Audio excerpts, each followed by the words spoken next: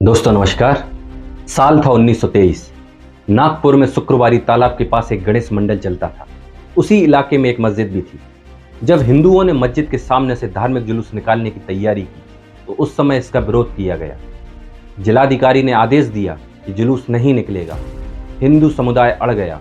अगर अनुमति नहीं मिलेगी तो गणपति विसर्जन ही नहीं करेंगे। स्थिति और बिगड़ी जब जिलाधिकारी ने भजन मंडली यानी दिंडी को भी मस्जिद के सामने से गुजरने से रोक दिया।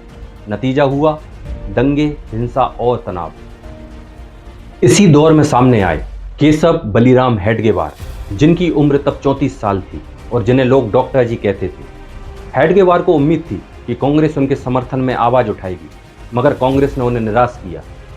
उन्होंने जिलाधिकारी के आदेश के खिलाफ दिंडी सत्याग्रह छेड़ा और देखते ही देखते जय विट्ठल के नारे लगाती 20,000 से अधिक की भीड़ जमा हो गई। इसके बाद हेडगेवार ने पीछे मुड़कर नहीं देखा।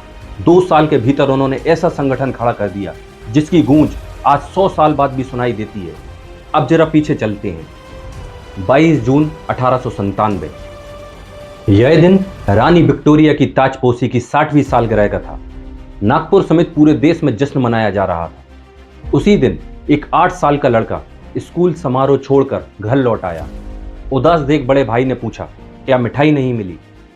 उसने जवाब दिया, मिठाई मिली थी पर मैंने फेंक दी।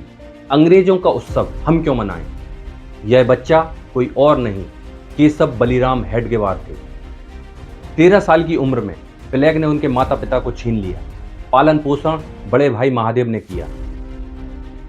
1910 में हेडगेवार डॉक्टरी की पढ़ाई के लिए कलकत्ता पहुंचे।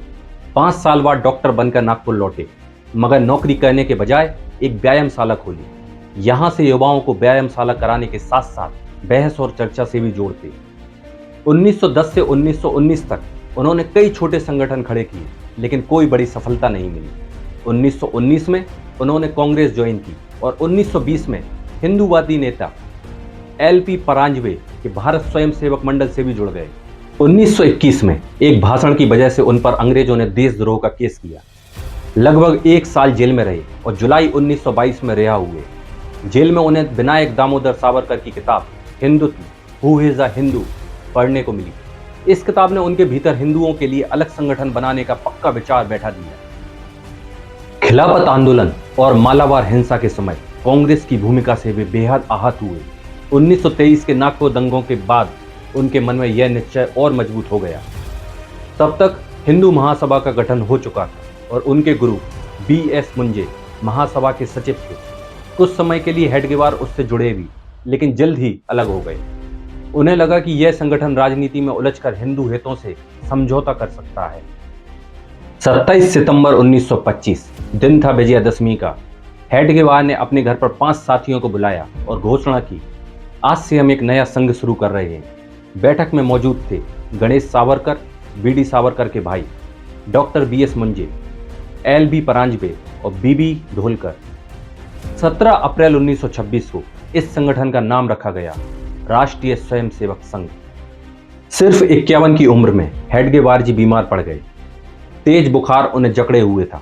20 जून 1940 को उन्होंने एक पर्ची पर किसी का नाम लिखकर संगठन की जिम्मेदारी सौंपी और अगले ही दिन उनका निधन हो गया।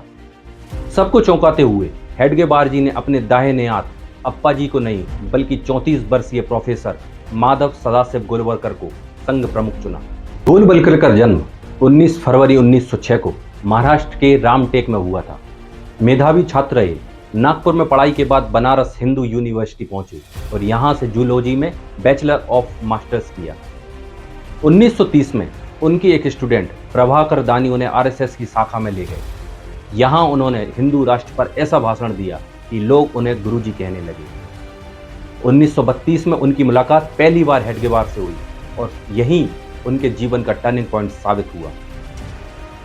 नवंबर 1936 में वे रामकृष्ण मिशन में संन्यास लेने गए, मगर 3 महीने बाद लौट आए और पूरी तरह संघ की गतिविधियों में जुड़ गए। 1938 में उन्होंने किताब लिखी we and our nationhood defined. इसमें उन्होंने लिखा, हिंदुस्तान में बाहर से आए लोगों को हिंदू संस्कृति और भाषा अपनानी होगी, अलग अस्तित्व छोड़ना होगा। अगर वे ऐसा नहीं करते तो उन्हें नागरिक अधिकारों के बिना हिंदू राष्ट्र की अधीनता में ही रहना होगा। हेडगेवार इन्हीं की ऊर्जा और विचारों से प्रभावित होकर उन्हें अपना उत्तराधिकारी बना गए। 21 जुलाई 1940 को हेडगेवार के मासिक श्राद्ध पर गुरुजी बोले, आरएसएस अमर है, संस्थापक नहीं रहे, पर संघ आगे बढ़ता रहेगा। गोलवलकर ने शाखाओं को संघ की रीढ़ बना दिया। प्रार्थना, प्रतिज्ञा, व्यायाम और चर्चा को शाखाओं का हिस्सा बनाया। वे खुद साल में कई बार हर राज्य का दौरा करते, प्रचारकों से मिलते। ब्रिटिश सरकार के आंकड़ों के मुताबिक उस समय 76,000 लोग नियमित शाखाओं में शामिल होते थे। सिर्फ 5 लोगों से शुरू हुआ यह संगठन आज भी 100 साल बाद भारतीय समाज और राजनीति में सबसे प्रभावशाली संगठनों में गिना जाता है। हेडगेवार ने बीज बोया, गुरुजी ने उसे विशाल वटवृक्ष बना दिया। यह कहानी है विश्वास, संगठन और अनुशासन की। यह कहानी है राष्ट्रीय स्वयंसेवक संघ की, यानी आरएसएस की। दोस्तों, यदि आपको यह वीडियो अच्छा लगा हो तो वीडियो को शेयर करें, चैनल को सब्सक्राइब करें। नमस्कार।